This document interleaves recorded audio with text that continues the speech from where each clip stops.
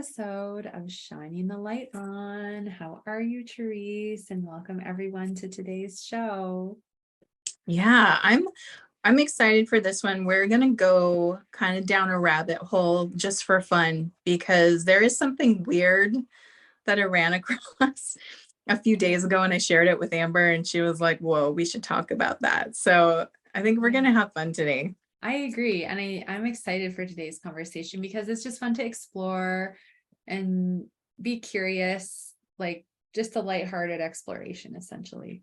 Right. And just ask why, at least if, even if it's not, even if there's nothing really connected to this, just why? Yeah. Why would this happen? So we're talking about predictive programming around the date September 23rd. Of this year specifically. I don't know. So that's the thing. Or was it was just like specifically September 23rd? September 23rd, actually. So let me break this down. So most of it happens, this predictive programming, and I'll get into what that is in a second, but most of it happens on September 23rd. Sometimes it starts on the 22nd. But predominantly centered on September 23rd. It never mentions a year. I do have a few examples I'll share with you that talk about the year 2023, but it's not necessarily connected to September 23rd. Okay. So this one's been around for a while. So Amber, predictive programming, why don't you give me your definition and I'll give you what I think that is. Yeah. And this is just like from things I've gathered. So I'm by no means an expert with this, but to me, It is essentially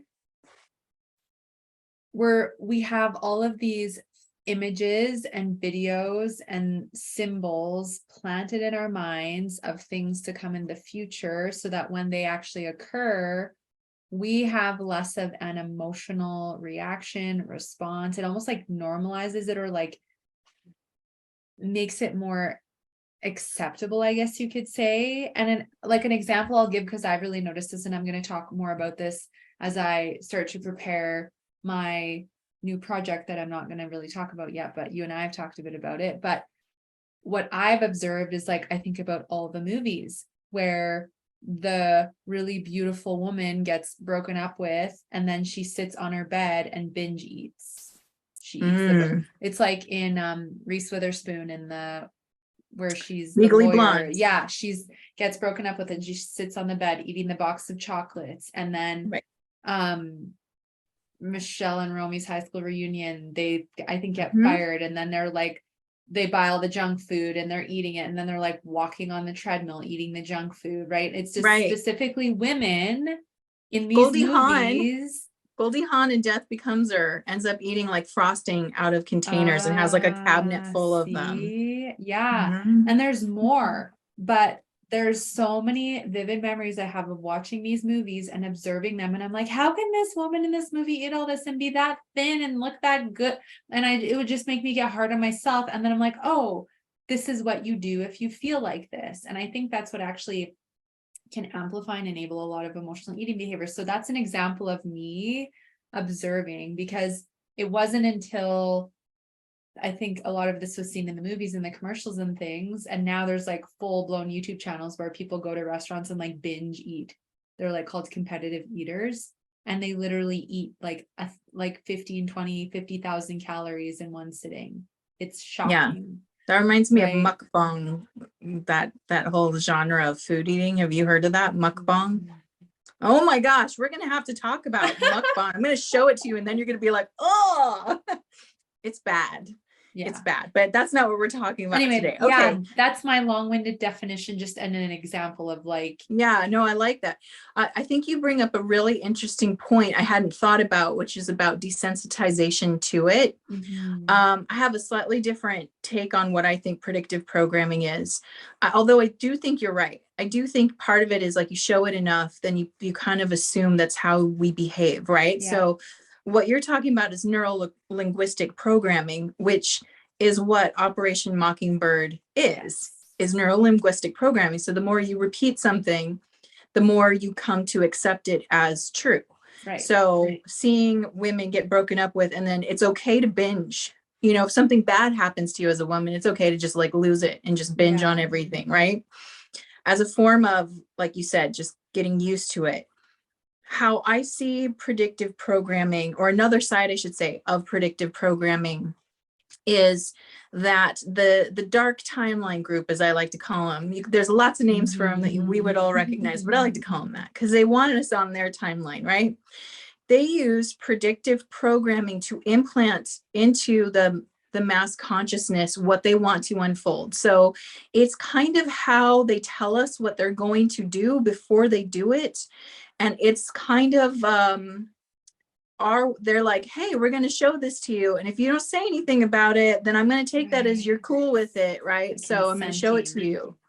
And the way that they do it, though, is they don't do it directly, although some of these examples I'll share with you feel pretty direct.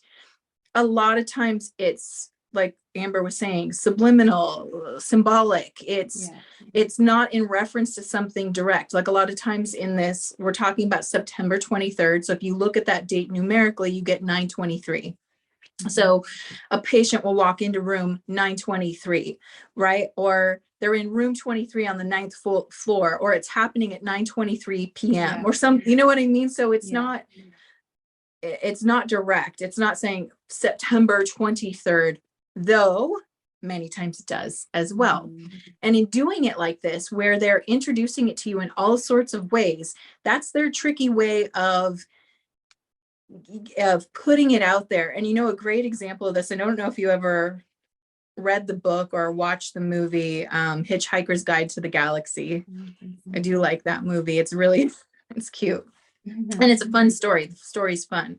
But one of the things that the aliens blow up Earth in that movie. Sorry if you haven't seen it. It's there's more to the story than that, because it starts with them blowing up the Earth.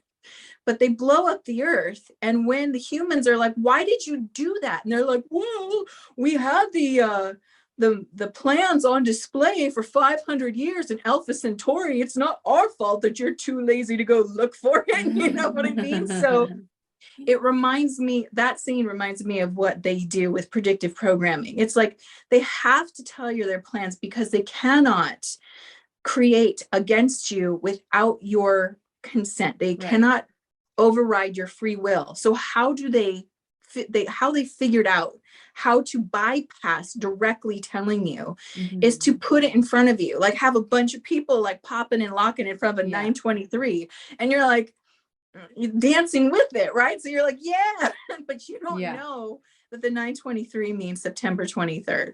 Totally. Right. Yeah. And then the 923 might blow up into fireworks, and you just think that's this really cool graphic, when really it's a symbolic way to point out to you that something's going to explode on 923 or something. Right.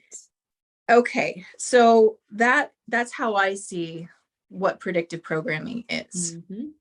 I love that explanation. And the consenting piece, and I, again, just thinking of so many movies with like symbols and things of like things that have happened.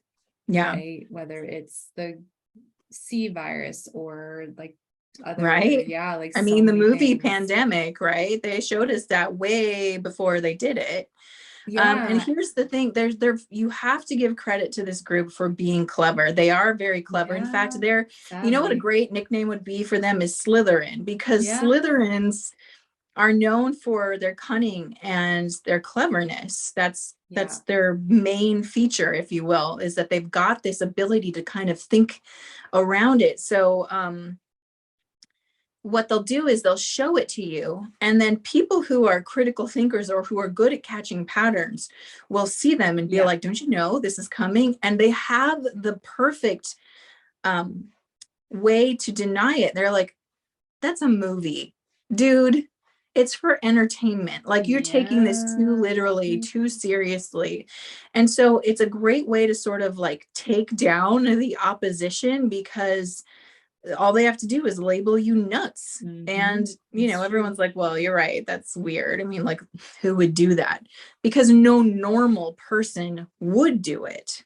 But these aren't normal people. They're psychopaths, and psychopaths would absolutely do it. Yeah, exactly. And they have been for a really long time. Well, since Mockingbird has existed, right? So, and that was the 40s, I think they did that, or the 50s. I can't remember if it came in conjunction with JFK getting shot. I Mm, want to say that there's a weird connection with that. I could be probably. wrong.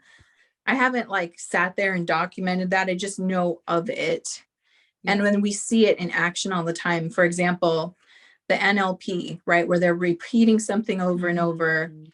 We saw a lot of those video clips where people were showing like one news station talking and then they'd overlay another one. They're saying the exact same thing and then the screen keeps going out. And pretty soon what you're looking at is like 50 to 60 stations all Right. talking at once where they're all saying the same script. Yes, exactly. That's So in Out that, of Shadows too. They yes. show that, Yeah, that which was is a a really great, powerful documentary. yeah. If you haven't seen Out of Shadows, go to BitChute and search Out of Shadows. Watch it there. You can also go to goodlion.tv, which is essentially the red pill of Netflix. And they have it for free, or no, they have Fall of Cabal there. No, you have to go to BitChute and search Out of Shadows there. It's great. Yeah, that That one was my really, first red pill. yeah, they did a really good job going into detail about Yeah. the neural linguistic programming and the Operation Mockingbird Yeah. that was put into place.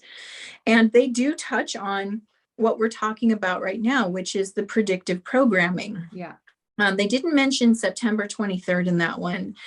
And how I fell down this rabbit hole was I was just on Instagram the other day, and now the algorithm is like, they were like, we know what Therese likes. So it's like slipping me all this conspiracy stuff. And the September 23rd thing, I thought, oh my gosh, because well, we're in September. What's today's date? Today is the The 13th. oh We're the 10 days 13th. away from I was, yeah, 10 days. Wow. 10 we're days away. 09, 13, 23. All right. So should I go over this list with you? What should we Yes, just dig into please. it? I'm All right. eager. So I want to show people. Yes, This is visual. just, there is a ton of people out there talking about it and compiling lists. So I did not do this individual research. I did this by watching someone else doing the research. So if I wish I knew who that channel was, because I would give them full credit, but this is not mine. This is me listening to someone else who compiled it. So just so you can see, this is the front page, and this is as far as I could get. This is over 40 instances where September 23rd comes in. So I'll read a couple of them to you. I tried to write down what they said would happen on September 23rd, but most of these talk about some kind of event happening. So first is we got Third Rock from the Sun, the TV show. They talked about a meteor strike happening on September 23rd. Big Bang Theory talked about an asteroid strike on the 23rd. There's a movie called Volcano. That one also has an asteroid strike on the 23rd. The movie Seeking a Friend for the End of the World also has an asteroid strike on the 23rd. The movie Julie and Julia, so weird. There'd be a reference in that one. Yeah, the one with Meryl Streep about Julia Child. I've seen that many times in the past. So I don't remember them I don't remember either. They talk about a meteor strike happening on September 23rd. Wow. I do not remember it. Yeah. Deep Impact meteor on the 23rd of September. Evan Almighty. And this one was a great flood that starts on September 22nd. So it's right next to it, basically. The movie Knowing. In this one, the Earth is destroyed in a solar flare that starts on the 22nd through the 23rd. Interesting. And by the way, people, don't worry. This isn't going to happen. It's just, we're just no. So this is again predictive programming, right? They want you to help them create it. Exactly. So you're watching it and you're absorbing it and you're accepting it into your subconscious. And that's how they get us to help them create it. So not only do they want our consent, but they need us to look at it, because when you use collective consciousness, you're using as much consciousness as possible, and consciousness creates. Yeah. Okay. So then, okay, here's one. This is from the 80s, Little Shop of Horrors. Apparently, the humans are threatened on September 23rd by the big plant thing. Yeah, right. The movie Tomorrowland. A disaster strikes. It was like an alien. It's because in that movie, aliens are like on the planet or start attacking on September 23rd. There's an episode of NCIS called The Last Man Standing. And that alludes to September 23rd. Let's see. There's a movie called The Number 23 with Jim Carrey. Now, Jim Carrey is another freaking rabbit hole to go down because apparently he's kind of a dark figure Yes, I in heard he Hollywood. was one of the Like top top Masons. Yeah. top bad guys, which is terrible because he seems like a lovable guy, but you know, don't they? looks They're can be good deceiving. actors. Yeah. So the movie's called The Number 23. And Jim Carrey says hell arrives on September 23rd. Mm. And he was sort of the head of the We Like Hell groups. Yeah. Okay. Sleepy Hollow. Do you remember that movie with Johnny Depp? Yes. They open a dimension on September 23rd. They open a portal to another dimension. Okay, yeah. Ghostbusters, the original Ghostbusters, Evil is released on September 23rd. So there's a couple instances where some you can hear they're talking about asteroids or meteors. Others are talking about opening this portal that which makes me laugh. I'm like, okay, because I feel I don't believe in that. I believe that hell, if anywhere's hell, it's here. You know what I mean? Like hell is self-created. It's not like a dimension, I don't think. Anyway, so Ghostbusters, September 23rd. There's a movie called This Is the End with Seth Rogen, and the rapture happens on September 23rd. Movie. In the movie Pandemic, the event starts on September 23rd. Okay, this one blew my mind because it's from my childhood, but the movie Labyrinth has an allusion to 9/23. So he's, I was saying he's holding the baby. He's taken the baby to his goblin lair and he's holding them. And he says to the baby, in 9 hours and 23 minutes, you'll be mine. And that was creepy. In the TV show Lost, the plane crashes on September 22nd. So they end up in another dimension by September 23rd. The movie Castaway, the driver's license of the dead pilot says 9/23. This one was super weird. A Taco Bell commercial. I don't even remember this, and maybe this happened after I stopped watching TV. But apparently in the commercial, and if you guys know what this one is, write it in the comments because it sounds so bizarre to me. There's a Taco Bell commercial where they're escaping a concentration camp. Wow. And it's happening on September 23rd. I have no idea what that is. Wouldn't surprise me because I can't remember what there was a commercial and it was actually on YouTube because we were watching a car YouTube channel and I can't remember if it was either Oreos, but it was some crappy food product. And like, they essentially went to like some secret society party and like all the stuff, like just symbolism. Yeah. They're really trying. And that was not long ago. They're really trying to like wake people up now. Yeah. Okay. So the Taco Bell one, I mean, and then there's a Guinness commercial where the voiceover says dark secrets as they pan over like a watch or something that's on, it says 9/23 on it. The movie Gone Girl, her disappearance happens on 9/23. That was a creepy movie. Music video with Florence and the Machine. She sings the words drag the bodies to the ground, and there is a 9/23 like again a clock or a timestamp of 9/23 happening. I'm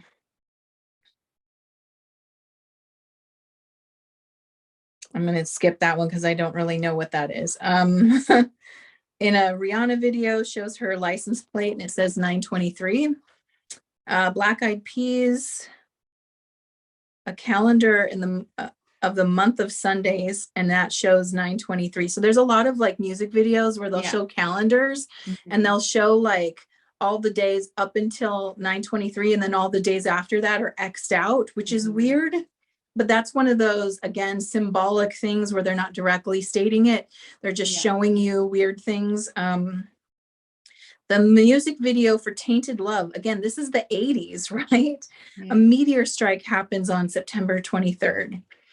Drake's album, Nothing Was the Same, that's the name of the album, was released on 9/23 with images of t-shirts with 9/23 on them. So I don't know with it, but they're definitely, you can still, a lot of this, a lot of these industries are connected to this cult, this dark cult. And so that's how they're using, how they get their symbolism out there is they're putting them out in ways where, again, it's not direct, it's not specific. Like, what does 9/23 mean to any kid listening to a Drake album? It doesn't mean anything. Couple more. So there's a song by Israel Vibrations, who I don't know who that is. But they give 9/24 as the date of the Great Tribulation in the song. There's a Simpsons episode where, so sometimes they reverse the numbers, sort of like how, in the United States, we go month, day, year. In other countries, they'll put like year, month, day. It's like big, smaller, smallest kind of thing. So they'll flip the number, and instead of being 9/23, it'll be 23/9 is how they'll present it. So in The Simpsons, Homer is like visualizing the road to his weight loss success. And on the road, it says 23/9 pounds. In The Cable Guy, and there was a ton of these, I couldn't catch them all. So in A Cable Guy, another Jim Carrey movie, he is walking down a hallway and you see behind him apartment 23/9. And then they just did clips of like all these addresses where it was like 23/9, 23/9. Wow. In the movie The Purge, I guess there's a multiple Purge movies, but the one called Anarchy is set for 2023. I think it starts in September, possibly. And then the last few that I was able to catch were a couple of games that all happen in the year of 2023. And they're all things like alien, kind of like an alien attack. So that's what I could get so far from what they're trying to put out there for September 23rd. So based on all those things, Amber, what do you predict they're trying to get us to create for them? Some kind of a fear-based event on the 23rd, whether it's a fake alien or meteor shower. Well, here's what, so I was like, okay, there wasn't a consistent thing that they were trying to show you, right? They were showing you a couple of pieces, like there's a meteor or asteroid attack. Then there's a portal to hell that opens up. And there are negative entities who claim people, and all I could feel like, and then there's aliens and things like that. And what I felt like is, I feel like all of this alludes to the sort of false flag alien narrative. Totally, that's the vibe. So do you want to explain what the false flag alien thing is to people who don't know what we're talking about? Yes. So there's been a narrative for a while, but essentially there's talk in the community that the dark forces have planned a fake false alien invasion. And it's their last card, by the way. That's their biggest card they have to play. To try and like scare the world, put the world into a martial law and try and gain control and take away all of our rights. However, that being said, it may not even happen, and or it won't actually like be effective. But they've been dripping information, right? Like all of a sudden they're like, oh, aliens exist, and like we have all this, and they're starting to like bring it out now and like admit to the public. Yeah, so I want to just add to that Dr. Stephen Greer is really one of the people who put it at the forefront. And he is one of the foremost researchers on evidence that aliens exist and are with us. And he does the disclosure conference. Where he just had one. In fact, we should talk about that because that's pretty cool. It was pretty incredible. Some of the whistleblowers, albeit the only thing that I was like, and we can talk about this next time, but the one guy that the one whistleblower had a Mason pin on his jacket, and I'm like, what the heck is that all about? Yeah.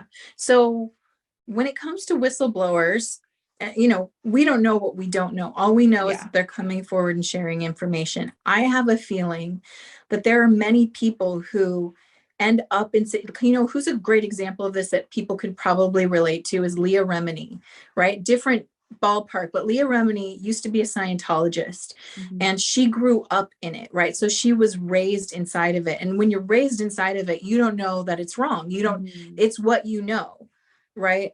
So now she's an adult. She's been out for a while and she talks out against it. She's a whistleblower for Scientology. But the point I want to make is that a lot of these people who end up coming out may have been a part of it and to a, maybe even a deep degree and gained a consciousness or gained an insight that, wait, this feels wrong. Like something about, it doesn't mesh with me. Maybe they just awoke into that. Maybe they had a spiritual revelation. I don't know what causes it. But I do think one of the things we're going to have to accept the deeper we go into real disclosure about what's going on is that we're going to hear from people who probably did or were part of unsavory situations, but they're making the right choice by coming clean about it and talking about it. And it's one of those areas where it's going to require some nuance from us, because I do feel like you have to balance that karma if you did something bad, but part of balancing the karma is coming clean about it and telling the truth. And I do feel like we as the public listening, if we push back on whistleblowers who are trying to do the right thing and we don't give them the chance, then we're doing a disservice to anybody else who might also want to come forward and tell the truth. We should totally talk about that next week. Yeah, because it's hard. It really is hard. The brain wants to go black and white. And I think what we're going to find is there are a lot of gray. So we talk about the white hats, they're the good guys, and the black hats are the bad guys, but there are also a lot of gray hats. And gray can mean was good, went bad, but it can also mean was bad, went good. And there's double and triple agents, people who are playing multiple sides. Like, this is beyond what we can fathom. It really is. Like it feels like you're in a movie when you start talking about it, because you're like, that can't be real. Like, how could this be real? So getting back to Dr. Stephen Greer, he runs Disclosure. He has done several documentaries, and he started this in the early 2000s, I want to say, is when his first documentary came out. And he was the one who was like, based on the evidence that I've seen, based on the people I've talked to, it seems like they're going to try and pull this fake alien invasion. They're prepping your brain for it now. They're showing you movies like Independence Day, where they're showing these really negative beings coming down and just attacking and destroying us. And he said it's false. It's for their agenda. It's created by us, that we have the technology already. We have reverse engineered many craft, some of which we already use.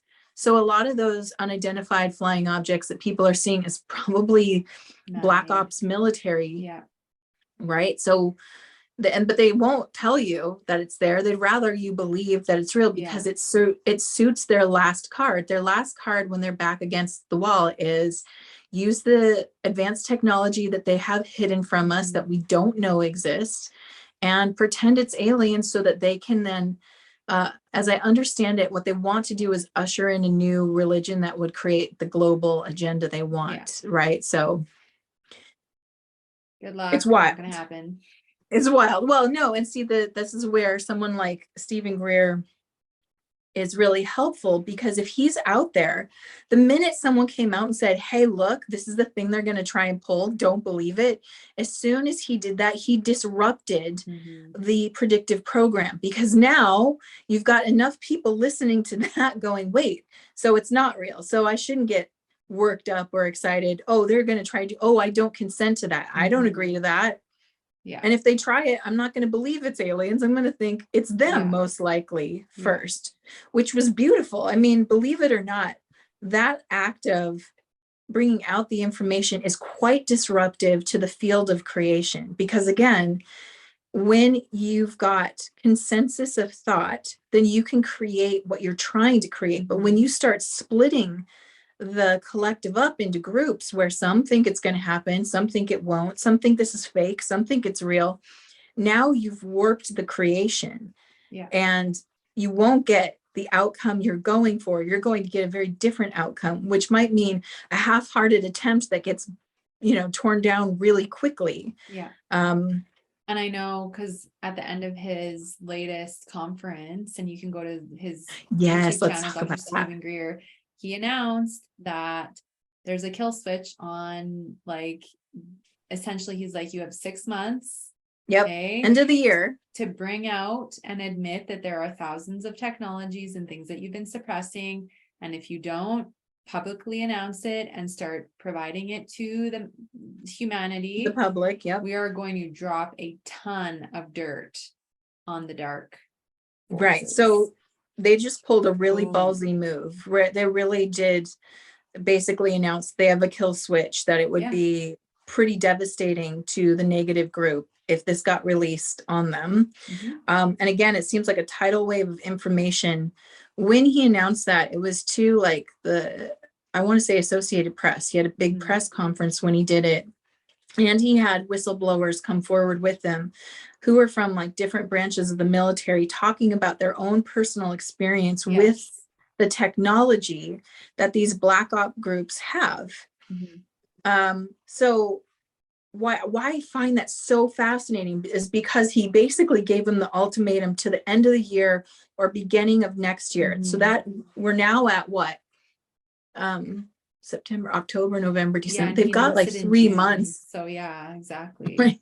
They've got 3 months. So now the September 23rd date seems pretty relevant in terms of if they are trying to prep us for their false flag, because now it's kind of like you shit or get off the pot now for them. Yeah.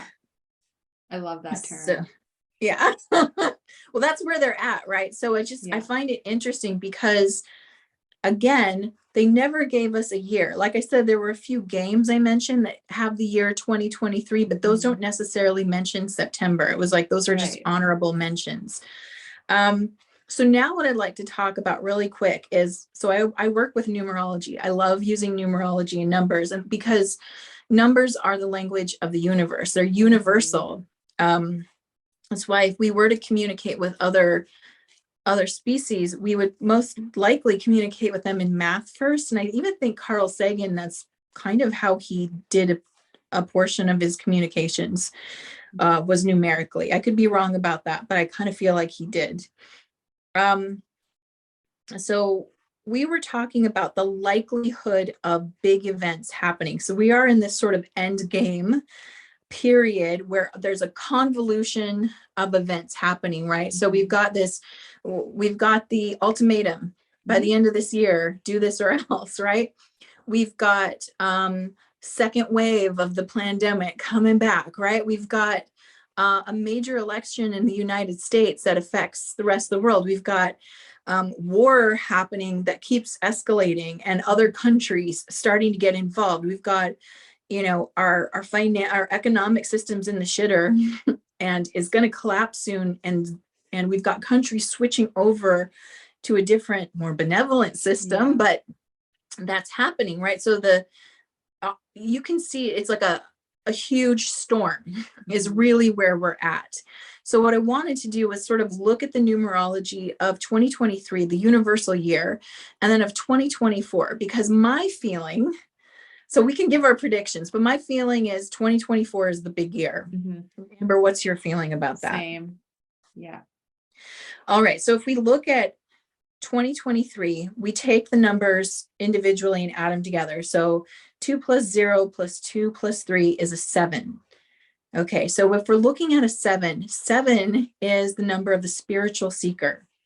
And it's a period of time that's more introspective. It's more about mind-body alignment, and actually getting more philosophical and thinking deeper, right? You can feel it's a very internalized energy. It causes us to, one of the keys is meditation. Like you want to go more, you got to go inward, And right? So So it's a lot about introspection and getting back into alignment with your higher self, your human self, getting these in alignment. And if we're doing it right, what ends up happening is the higher self takes over and starts running the show versus the ego, which is great if we're in alignment with that number. If we're not, then we sort of get in an analytical rut where we can't get the answers we want because we're seeking outside of ourselves. We're seeking to look at things to tell us what the truth is, and we get more and more confused. So the only way to alleviate that is to stop seeking outside of yourself and start seeking inward for answers. So that's 2023, universal year 7. Okay, so 2024 then is an 8. This is the number of manifestation. This is the number of success through responsibility, but shit happens at the number 8. This is when it moves into the physical world. So if you're looking at the Pythagorean numbers of 1 through 9, it represents a story.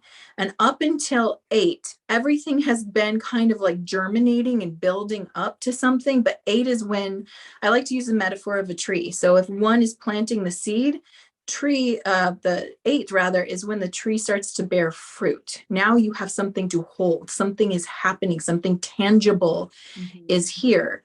It's often associated with money too, in the positive way. But 8 can also be very authoritarian. It can be really harsh and hard and strict, but it is the lesson. The fruit comes to bear with the number 8, right? So whatever you've been doing, you get the result at 8. And if you think about what we've been going through, and we are in the type of silent war, it's not so silent anymore, but it's there. What it feels to me is that 2024 is the culmination point. It's you want to know what's been happening, you're going to know in 2024. Whether you want to or not. Right. And it might feel harsh because it is all this. 8 is also the number of karma. It's the lesson number. It is like, here's the fruit of what you've done. So you reap what you sow. And I'm not saying that all of us have sown something awful. In fact, I feel like we've been blessed with extra time. I've heard that from my team in the past, that we were given extra time to figure this out because we weren't awake enough before collectively to really understand what has happened. We are now. We are awake. We are now at the point where the fruit's going to come to bear of everything. And how we are involved on an individual level is just, what did we let slide? What did we let slide? And, there is a naivety about it. It's almost like children. You just don't know what you don't know. But when you start learning about it, and then you still make the same choices, for example, when it comes to food, if you're eating junk food and you don't know that it's filled with chemicals or things that are actually non-food, and you're eating it, then you're naive. You just don't know what you don't know. But if you learn about it, you're like, but man, I really love those McDonald's French fries, even though they don't decompose at all. And then you keep eating them knowing that this is a non-decomposing item, and I'm putting it in my body. Well, then that's karma, because you know better, but you're not doing better. Totally. So that's where we're sort of at. It's like, if you didn't know what was going on, you're going to wake up and know. If you do know and you started not consenting to it, then you are regulating that karma. Now you're balancing it. But if you know and you're like, F it, everything's effed anyway, and I'm just going to do what I always do, that's when we start to incur karma. It's a tricky period. It's a tricky period. And this isn't to say anyone's good or bad. It's just, it's about, because ultimately the spiritual lesson is about maturity. Did you spiritually mature? And if you did, then you graduate. Congratulations, you graduate the hardest graduate program in the universe, and you get your diploma. If not, you got to take it again, right? You got to take the course again, which no big deal. I love that. Thank you for sharing a little bit more about those. So let's pull some cards. Let's do it. So, oh my gosh, there's so many things I can ask. Okay, I have one. We need to do one on chemtrails, by the way, as a big plane. As you're looking at one. Spraying one. Yeah, it's supposed to be really hot this weekend. And of course, what's the pattern I always see here? Oh, well, they spray a few days before and then it gets really hot. See, that's so weird because it's different here.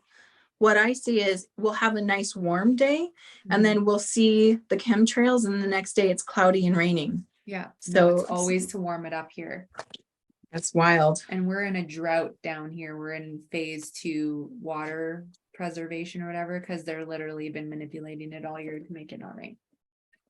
Wow. So we're on different sprays, I guess. We must be. And 3 hours north, they've had so much rain. Like, it's so saturated where my dad lives. Like, he couldn't even mow the lawn because it would like leave ruts in the grass. So, oh, wow. Yeah. Anyways, side note. Do you guys want to hear more about chemtrails? Let us know. Let's talk about that too. Steve, we got Dr. Stephen Greer and the ET stuff coming up. We got chemtrail conversation. We got all kinds of stuff for we you got guys. it. We got, you want it? We got it. Yeah, we got it. Okay, sorry. I got distracted. All right, I'll start with my first question. Okay. My first question is, okay, I'm going to introduce another new term. I want to know if this September 23rd thing is just a black pill, like just to scare the crap out of people. So a black pill, that term means like meant to take away your hope, make you feel scared, hopeless, like give up.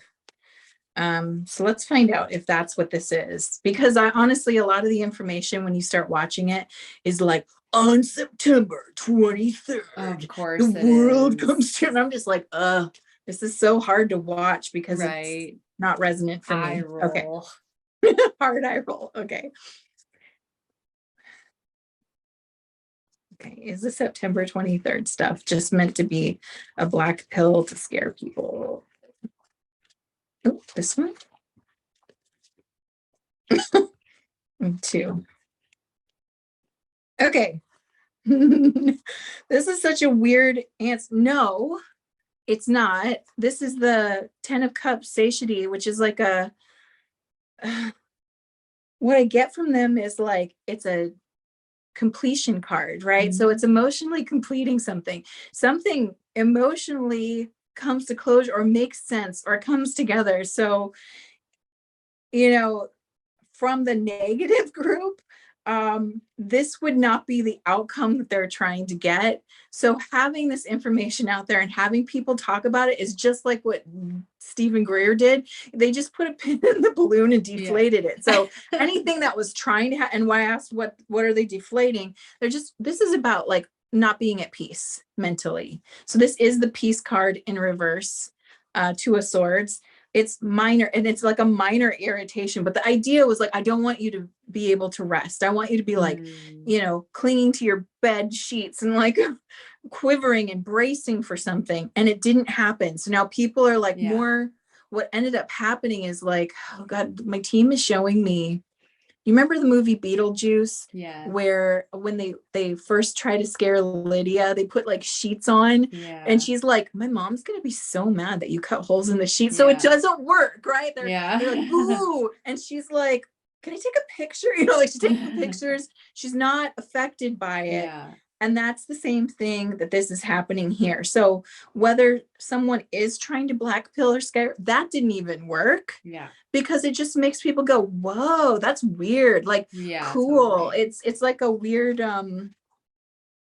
people are treating it like a Halloween costume. Like it's just like spooky urban legend, right? Like that's what I'm getting. It's like spooky urban legend is what it ended up being. It totally deflated it. Well, that's good. So that's funny. I love that. I'm curious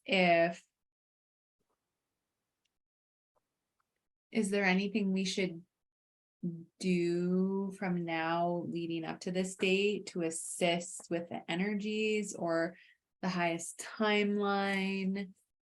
Okay, so what can we do between now and September 23rd, 2023 to assist the highest timeline? Let's see what they give us. I talk with my hands a lot, people. I love talking with my hands. All right, team. this one. Oh, we got the temperance card. Okay. The reason I have to bring this up is because September or 9/23 adds up to a 14, which is temperance. And I was pointing that out to Amber before. So now I got to read the passage. Temperance is about passing the test. So I'll read what I wrote to her. So the key word corresponding to this card is sustenance or establishment. You should establish the foundation of your belief system through proof or verification. The keyword verification and wrath shows the desire to find the truth, surfaces from within. So remember I said you got to go within, you'll find the truth. And through wrath, and wrath is not temper, but strong, stern anger. Like, I can't believe you would effing do this. I can't believe, that feeling you get when you are like, absolutely not. And you feel it in your soul, that kind of conviction. So when you have this, when you're seeking the truth and you're verifying your belief system by going within and feeling within that truth. So this is again about, what's the word? Oh my goodness. Discernment. There it is. Yes. Discernment. So you're going to hear things, but you got to run it through your filter. And to do that, you have to center and get quiet and sit with it. You can't just get emotional or reactive about it. You actually have to detach from all emotion and sit with it. And then you're going to get that truth. So when we do this, when we feel that anger about what they've done, how they've tricked us, how they've wrapped us into their karma, how the whole planet went down because of 1% of psychopathic people who took positions of power, right? Like, that should piss you off. What they're doing should piss you off. Yes. But through that being deeply upset, this tempers the soul, and it gives you conviction. It gives you this moral steel inside of you. It makes you very grounded, but also it acts like an armor in a way. And then we become balanced. We balance the karma. So this is letting us know that, remember, this is a test, right? Remember, you're in the middle of a test right now. We're in an exam period. We are in a graduate program, the most advanced graduate program in our universe, at least.